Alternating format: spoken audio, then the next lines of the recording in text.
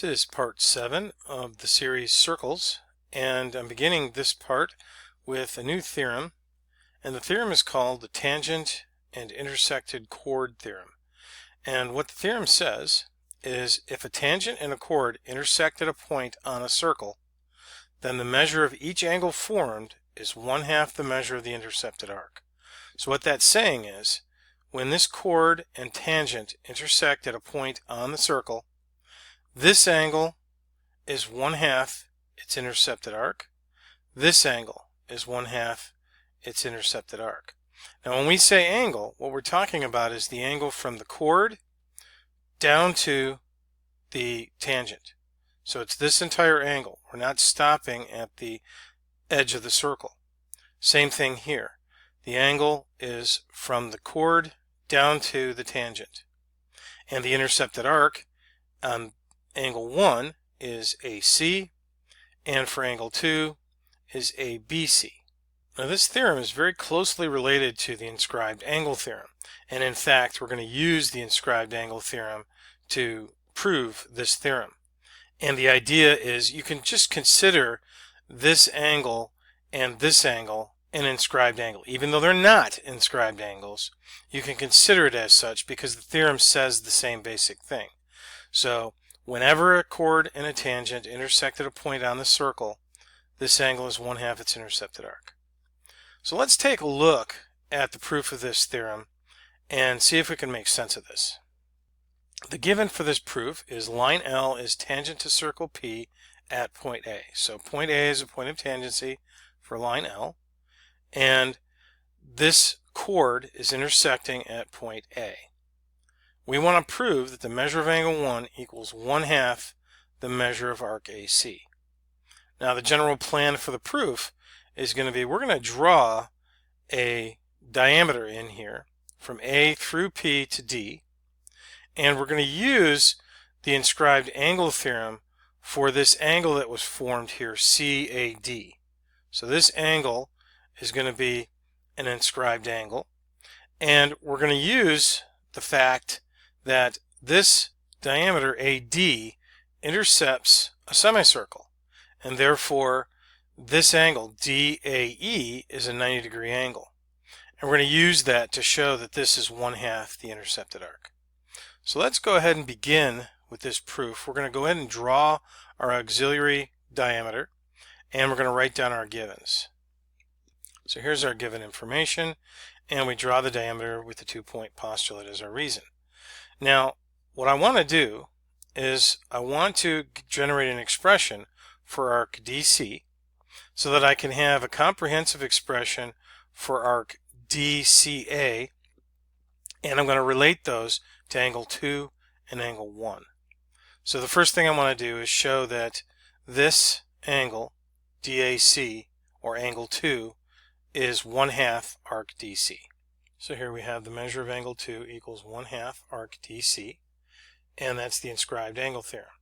Now, as I said per the plan, I want to get an expression in terms of angle 2 and arc DC, because I'm going to relate arc DC to CA and DCA. So I'm going to multiply both sides of this by 2. So we've multiplied both sides of this expression, this equation, by 2. 2 times the measure of angle 2 equals the measure of arc DC, and that's the multiplication property of equality. Now I want to go ahead and write down my comprehensive expression for arc AD, DC, and AC. And the scheme there is the measure of arc ACD is equal to the measure of arc AC plus CD. And that's the arc addition postulate. So here we have the measure of arc ACD equals the measure of DC plus the measure of AC, and that's the arc addition postulate. Now I know that because arc ACD is intercepted by this diameter, I know that this is a semicircle, and therefore because it's a semicircle, the measure of arc ACD equals 180 degrees. So that's going to be my next statement.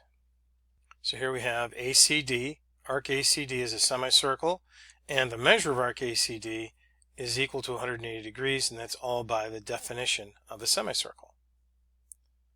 And now that I have the measure of ACD equals 180, I can substitute that value in for the measure of arc ACD here. So that's going to be my next statement. Now, because ultimately I wanted this expression in terms of angle 1 and angle 2 here, I want to change this now using this expression. So the measure of angle DC is 2 times the measure of angle 2. So I'm going to make that substitution next.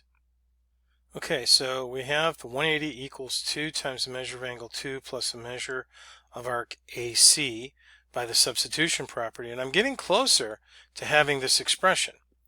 Here we have the measure of AC, and if I only divided every term in here by 2, I would end up having 1/2 the measure of AC, which is what I'm looking for over here. So that's going to be my next step, is dividing both sides by 2. And that's the division property of equality here. And now I can subtract the measure of angle 2 from both sides, and thereby isolating 1/2 AC on the right hand side of my equal sign. Alright, well, we're about halfway done with the proof. I'm going to need more space down here, so I'm going to scroll everything up, and I'm going to move my proof statement down so that we can see it as I give myself more room on the bottom. At this point, we've got our right side, and now we need to start working on getting this equal to the measure of angle 1. Well, I know that this diameter is perpendicular to the tangent line, and we know that because of the tangent line to a circle theorem. And because of that, because these are perpendicular, I know that angle DAE is a right angle, and because it's a right angle, angle DAE is equal to 90 degrees. Well, if I have those facts in hand, and I know that I have 90 minus angle 2 is equal to this piece, I should be able to set up some sort of a relationship with those two that I can substitute in there the angle 1. So that's what I'm going to do. So my first statement is going to be to say that DA is perpendicular to line L. So here we have DA is perpendicular to line L. I could have also said DA is perpendicular to segment AE, but it's 6 of one, half does the other. Then I went ahead and said that angle DAE is a right angle, and that's definition of perpendicular lines.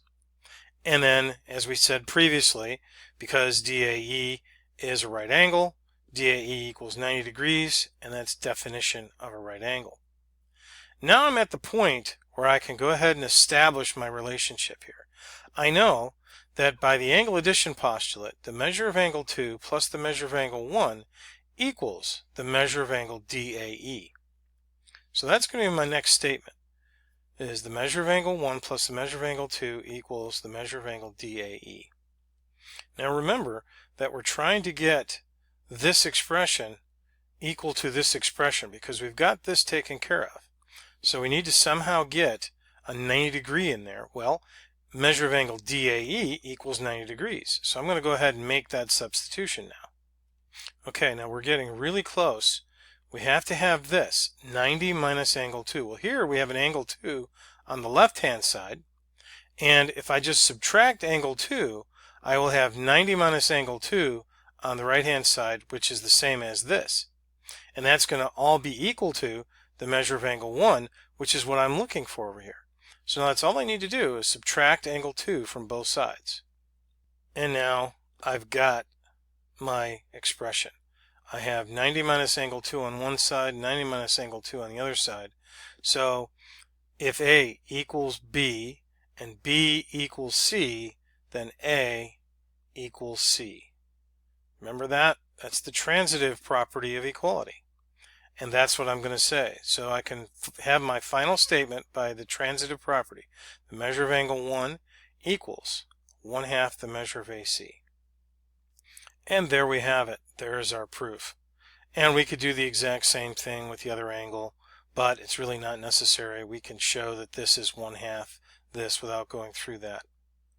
Now, there are undoubtedly many other ways to generate this proof, and most probably many more sophisticated or elegant ways to do it. If you come up with a better way, more power to you.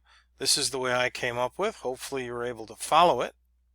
And let's go ahead and work an example and see how to use this theorem.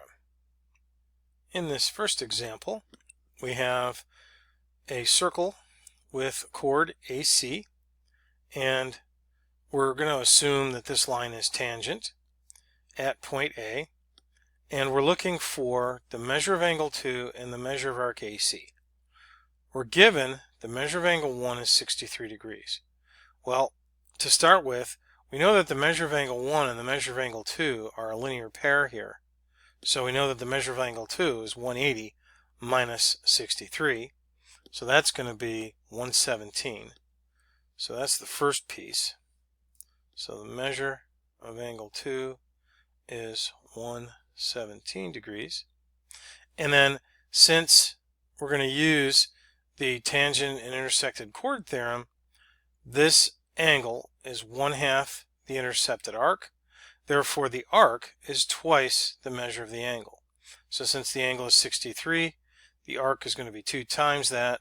So measure of arc AC is 126.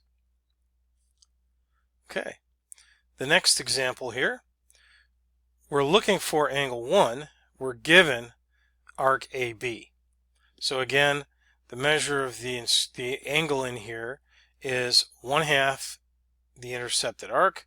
The arc is 28.